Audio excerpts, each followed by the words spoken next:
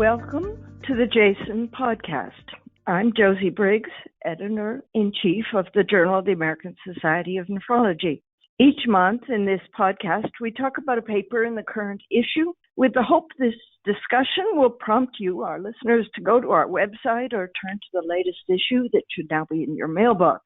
Today we're going to talk about a paper entitled Safety and Preliminary Efficacy of Orb-cell M-cell Therapy in Diabetic Kidney Disease, the multi-center randomized placebo-controlled NEPHSTROM Trial. Here to help us unpack this important study is the corresponding author, Giuseppe Remuzzi.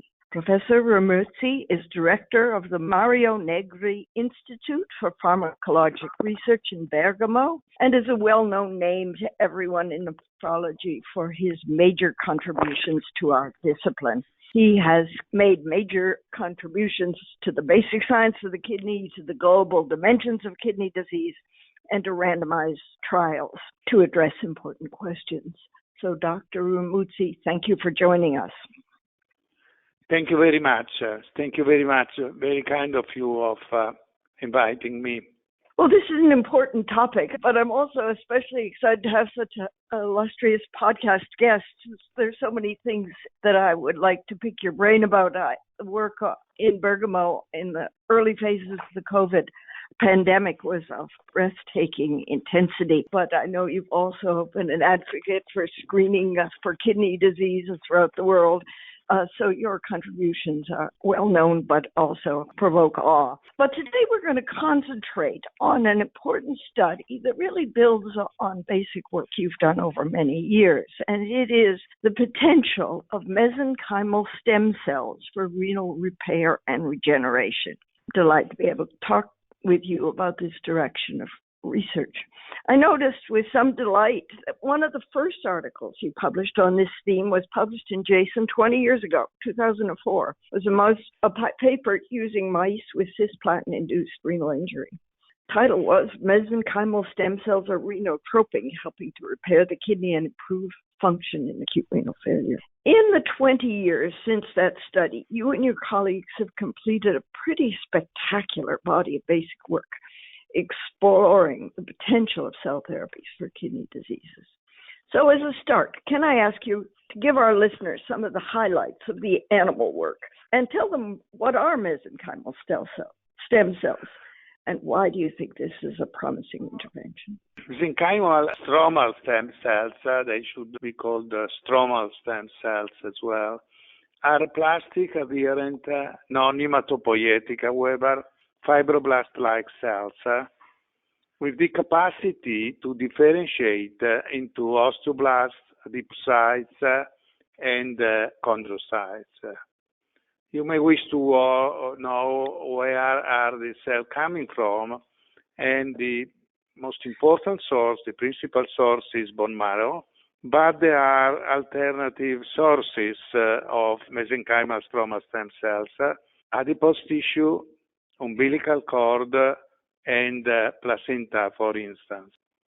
And when they're infused, where do they go, and how is it thought they may promote repair and regeneration? When you infuse intravenously mesenchymal stromal stem cells, they are normally entrapped into the lung. In times, this has been considered something not terribly good. People said, well, mesenchymal stem cells are entrapped into the lung. But now we know that during their journey throughout the lung, mesenchymal stem cells undergo apoptosis and they induce macrophage activation. And they already start in the lung to do some of their anti-inflammatory action. And then they redistribute to liver, spleen, and other organs. So you have activated macrophages can in fact mediate part of the activity of these cells into target organs, and also the residual cells that are not indeed entrapped into the lung are redistributed to liver, spleen, and other organs. And this is possibly the basis of their properties that are essentially anti-inflammatory, immunomodulatory, and repairing capacity of repairing tissues. In fact, they may have a systemic effect that include immunomodulation, like, for instance, decrease effector T cell function, increase T regulatory cells. They can inhibit B cell proliferation. They can impair maturation and migration of allostimulatory function. And they have, in fact, renal effect, like renal in the case of the kidney, but if you are targeting other organs, they will have, of course, activity on other organs. And these include anti-apoptosis, anti-oxidative stress, promote, in the case of the kidney, tubular cell survival. They have pro-angiogenic potential, apparently anti-fibrotic, anti-inflammatory, and they can also stimulate tubular cells, dedifferentiation, proliferation. And they do this, both the systemic and the renal effect, via release of cytokines, growth factor, and microvesicles that act as a sort of bioactive molecule. They may mediate their effect throughout mRNA, throughout small interfering RNA, receptor, and mitochondria. Yeah, the immunologic tools to study this have become very sophisticated and very impressive.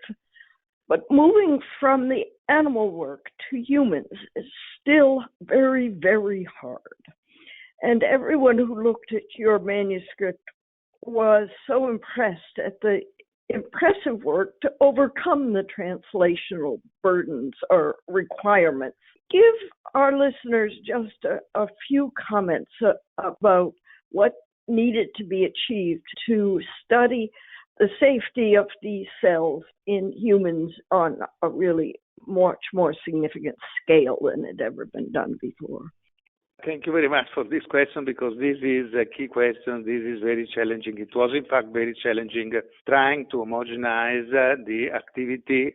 If you consider that people in Belfast, Galway, Birmingham, and Bergamo were involved. And per se, trying to harmonize all the procedure was not so easy. The challenge was manufacturing a culture expanded cell product to good manufacturing product standards in facilities across 4 countries, Ireland, UK, Netherlands, and Italy. And more than that, receiving regulatory approval to conduct the trial at multiple sites across Europe. I must thank all the people who participated to this venture, including and especially Matthew Griffin and Timothy O'Brien, but also Paul Cockwell, Alexander Maxwell, Andrew Finnerty, and Stephen Elleman. But also my colleagues in Bergamo. I am very indebted to Norberto Perico, for instance, and Nadia Rubis, because they have been capable of leading a very complex and demanding process that was the capacity of obtaining in Europe something that is called voluntary harmonization procedure. And I must tell you that this requires a lot of paperwork, a lot of exchanging of emails and telephone call and officers, and in a short time, because we had to do that certain time. So it was challenging, but at the end, we have been able to have cryo-preserved Orb-cell M, as it is called, the preparation, starting from healthy volunteer bone marrow. We did magnetic bead selection with a specific antibody. It was an anti-CD362 antibody that was capable of selecting out exactly the stem cells we wanted to have with a certain degree of purity, as opposite to the normal procedure that is done with plastic adherents and contains number of heterogeneous cells.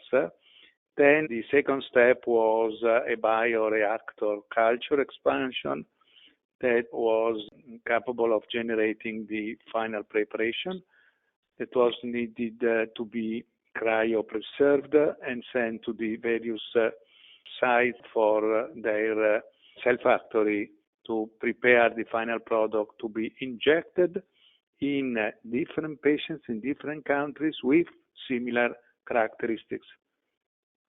Right.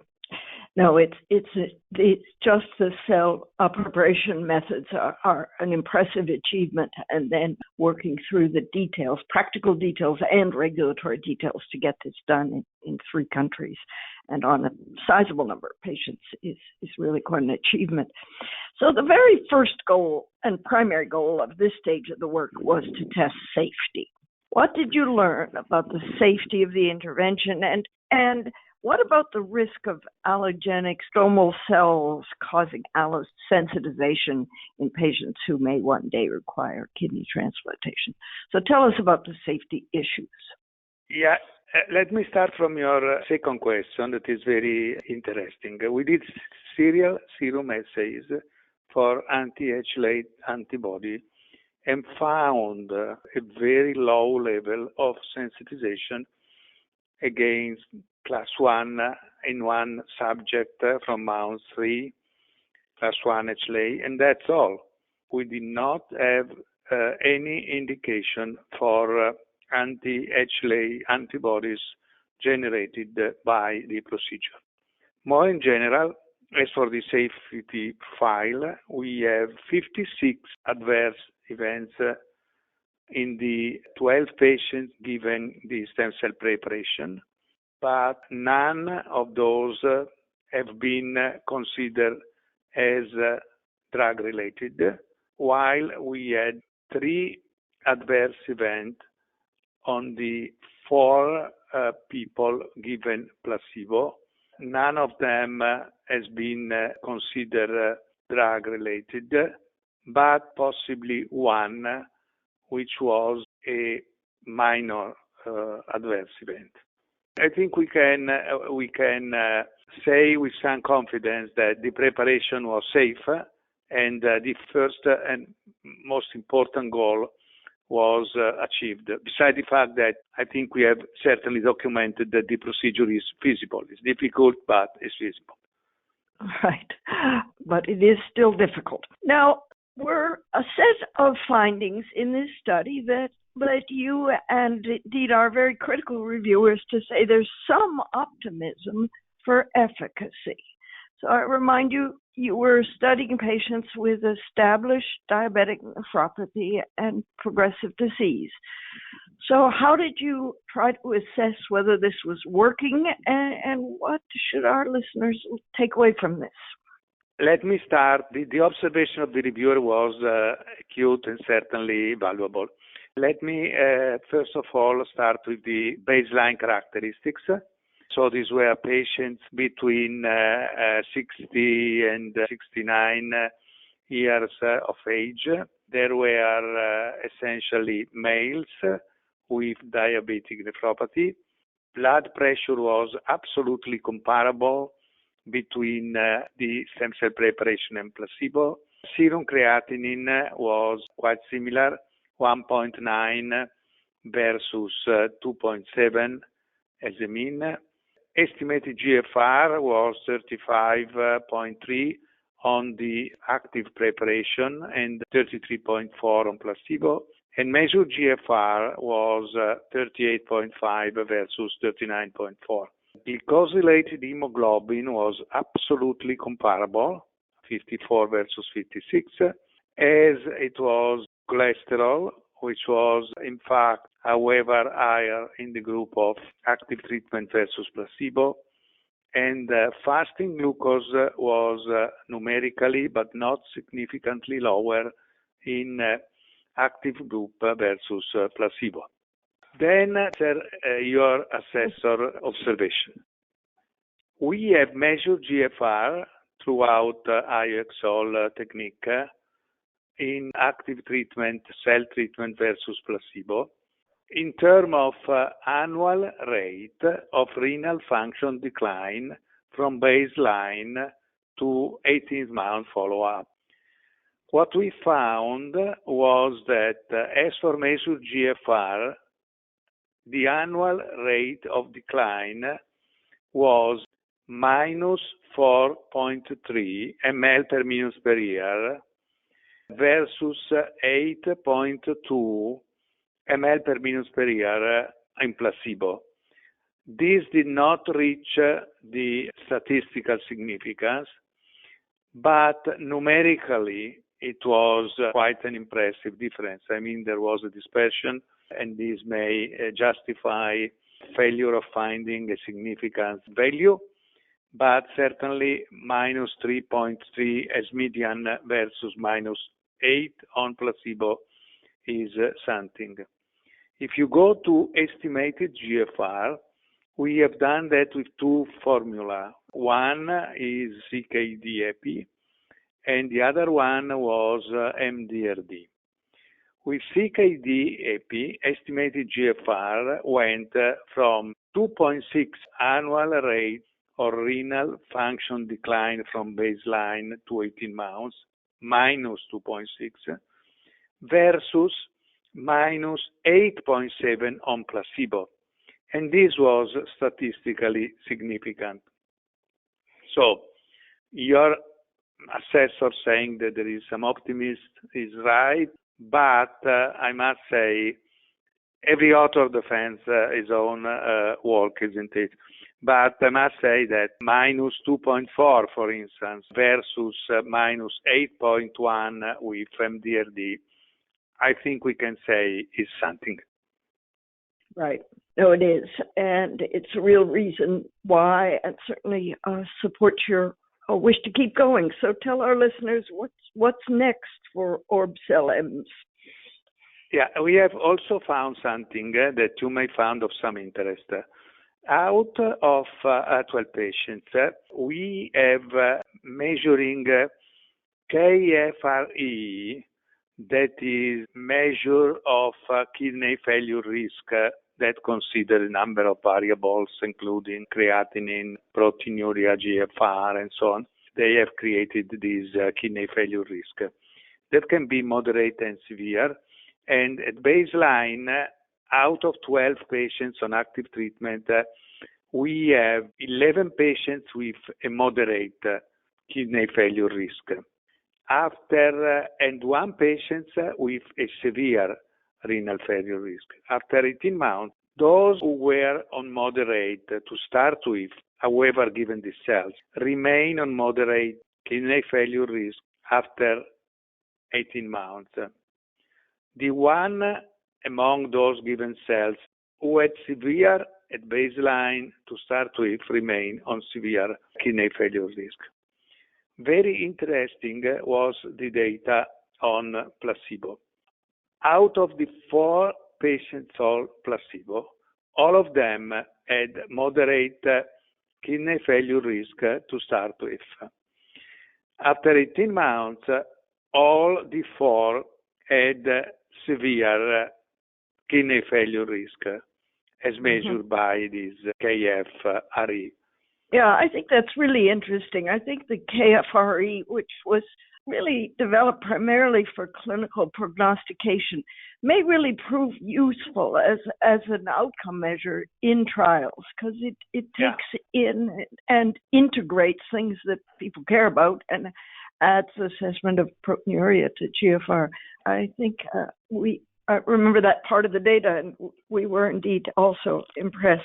When we published work like this, we were pretty strict on what was your pre-specified outcome variable, and it was the eGFR. But the KFRE, I think, is showing promise for future trials as a valuable outcome measure. Okay, so we've been talking together about the promise of about the approach to diabetic nephropathy. But I know some of your preliminary work has looked at other applications. Can I ask you to give our listeners a summary of other places where you think mesenchymal stem cells show promise? Yeah, in the past, we have been always, as you said at the beginning, we have been always interested in looking at the potential of mesenchymal stem cells to act as a drug. In fact, it is possibly an anti-inflammatory and immunomodulating organ repair, let's say. It's not exactly a drug, but it works like a drug that does a number of different things at once. With this background, we, for instance, in the past, in a paper that, by the way, was published in JASNA, injected mesenchymal stem cells in mice with acute renal failure induced by cisplatin and found a very important protective effect, absolutely significant as compared to cisplatin plus saline. We did a lot of studies. This is essentially the work of Federica Tasiraghi in my group. A lot of studies with mesenchymal stem cells infusion in mice of heart or renal transplantation. By the way, having done renal transplantation in mice is absolutely a challenge. A fantastic person, that Nadia Solini, that does this, and this is a beauty to see her working and operating. We found that mesenchymal stem cells infusion in mice without any form of immunosuppression induce long-term tolerance in 50% of animals. From these studies, and these were many studies because we did time is important, either peri-transplant, before transplant, post-transplant, we found something that we considered a very good protocol in mice to translate into humans, and we started a living-related transplantation in humans, in which we infused stem cells before transplantation, during the transplant, doing the usual immunosuppression, however, with some reduced doses as we do normally after ATG infusion. And after a considerable, I must say, number of years, we started to progressively taper immunosuppression. So we start tapering cyclosporine, then mycophenolate, and at the end of the day, we had out of 6 patients in the trial, at least 2 patients that now are living since at least 3 to 4 years without any form of immunosuppression. This is really something I believe, because you can tell me, okay, someone can eliminate immunosuppression for cancer simply because they are fed up of taking medication and they do not reject. Besides the fact that this is usual or possible in liver transplantation, much less in kidney transplantation, but this was associated with the condition of immunotolerance. We have created an immune tolerance environment because these patients in which we have taken off all the medication had no anti-donor antibodies, had a very favorable ratio between T effector cells and T regulatory cells. The ratio was very favorable to T regulatory cells. And they also had no cytotoxic CD8. So this allowed us to try gently to suspend immunosuppression to reach this goal. This is really an important theme, the tolerance induction, and it's also one that requires, as you acknowledge, the same kind of rigor that you're bringing to the other applications, because the numbers of patients are always going to be relatively small, and making sure that we have the right measures in place to get rigorous answers. I've been part of some work at the NIH dealing with tolerance induction, and right designs are hard, but it sounds like, again, very promising data. Well, Dr. Remuzzi, thank you so much for taking time to talk about this important work. I think our listeners will find this topic to be one worthy of following closely, and I think your excellent paper in the October issue will help people understand the challenges. It's really a privilege to talk to you and a privilege to have followed your impressive work in so many arenas. I'm sorry we don't have time to talk about your global perspective, but I know you've brought into the global considerations of kidney disease incredible energy and drive and the same rigor we've heard today. So thank you so much. Thank you very much. This podcast is copyrighted by the American Society of Nephrology. All rights reserved. All content in this podcast is for informational purposes only and is not intended to be medical advice. This podcast should not be used in a medical emergency or for the diagnosis or treatment of any medical condition. Please consult your doctor or other qualified healthcare professional if you have any questions about any medical condition or before taking any drug, changing your diet, or commencing or discontinuing any course of treatment. Thank you for listening to this podcast from the American Society of Nephrology.